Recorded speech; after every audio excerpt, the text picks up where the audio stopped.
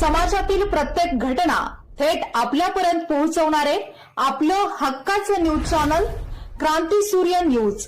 संपादक शशिकांत राजवंत. भिलवडी येथे आयोजित भव्य प्रचार सभेत महाराष्ट्र राज्य ऊस वाहतूकदार शेतकरी संघटनेने काँग्रेस पक्षाच्या उमेदवारांना जाहीर पाठिंबा दिला.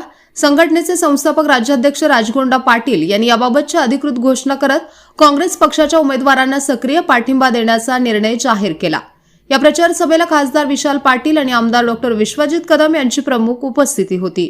यावेळी भिलवडी जिल्हा परिषद गटाचे काँग्रेस पक्षाचे अधिकृत उमेदवार प्रतीक संग्राम पाटील, भिलवडी पंचायत समिती गणाच्या उमेदवार हजेराबी सलामत तसेच वसगडे गणाच्या उमेदवार शोभाताई हजारे यांच्या प्रचारार्थ मोठ्या संख्येने कार्यकर्ते व नागरिक उपस्थित होते.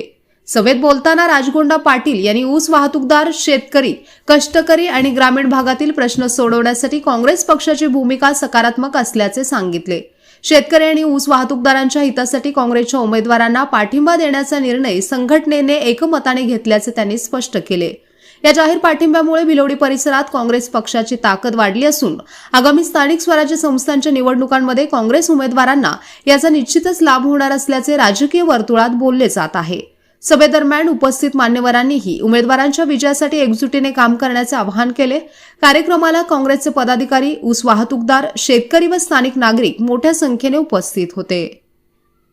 जे होऊ गाठलेल्या भिलवडी मतदारसंघ असो, आमचं पलूस असो किंवा महाराष्ट्रातल्या सगळ्या काँग्रेसच्या आणि राष्ट्रवादीच्या सर्व नेत्यांना आम्ही एक चांगला विचार घेऊन महाराष्ट्र राज्य ऊस वाहतूकदार शेतकरी संघटना आम्ही भरघोस मतानं निवडून सगळे काँग्रेसचे उमेदवार निवडून येण्यासाठी आम्ही जाहीर पाठिंबा डिक्लेअर केलेला आहोत. आणि प्रत्येक स्टेजवर जाऊन बाबा ही टायटॅनिक जहाज भाजपची कुठं जाऊन आदळेल हे आपल्याला काय सांगू शकणार नाही. कारण काही लोकांना वाटत असेल की हा राजू पाटील आमदारकीवेळी काय केला आणि आत्ता काय, परंतु ज्या ब्राह्मणाच्या अनुदानासाठी एवढे मोठे मी अनुदान मिळवण्यासाठी, गोरगरिबांना न्याय देण्यासाठी एवढं झगडलो आहे, एवढं आंदोलन केलं, या सगळ्या आंदोलनाला खरी त्यातली काय भूमिका आहे हे बाळासाहेबांच्या समोर ज्यावेळी नेऊन ठेवली त्याचवेळी आपल्याला बाळासाहेबांनी सांगितलं की येत्या अधिवेशनमध्ये राजू पाटील तुमच्याबरोबर मी आहे आणि अधिवेशनमध्ये जाऊन आपला हा विषय मांडूया आणि जे वंचित राहिलेल्या गोरगरिबांना आपण अनुदान मिळवून देऊया.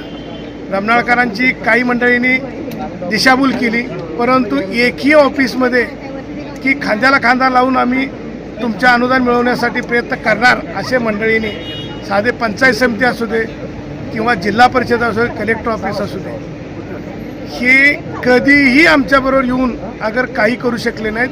सगळा कागद आणि कागद माझ्या ब्राह्मणाच्या नगरीमधील काही मंडळी आणि मी प्रत्येक वेळी प्रयत्न करून आम्ही काढला. आणि ते जे सकाळपासून जे आम्ही एक मेसेज दिला होता की ब्राह्मणाच्या काल संध्याकाळी माझ्याच घरी जे मीटिंगमध्ये ठरलं की ब्राह्मणाच्या विकासासाठी व्हिजन कोण घेऊन पुढे येईल, आमचा दुमालाचा विषय असो अगर अनुदानाचा विषय असो, कोणताही नेता आम्हाला पुढे येऊन पाठिंबा देईल म्हणायच्या आधी बाळासाहेबांनी ब्राह्मणाळकरांची जाहीर माफी मागितली होती. काय जर चूक झाली असेल तर मला माफ करा, एवढंच आम्ही सगळ्यांच्या समोर विषय ठेवून आम्ही बाळासाहेबांच्या अगदी त्यांच्या विचारानं उभा केलेल्या उमेदवारांना आम्ही जाहीर पाठिंबा डिक्लेअर केला.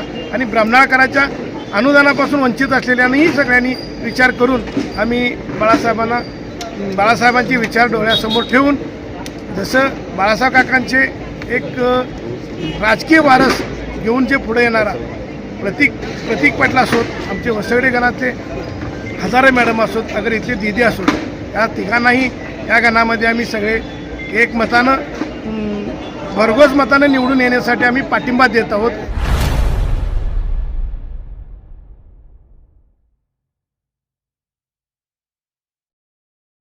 क्रांती सूर्य न्यूज.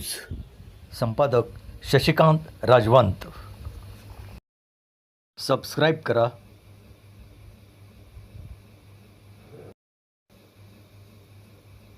बेल आयकॉनला क्लिक करा आणि लाईक करायला विसरू नका.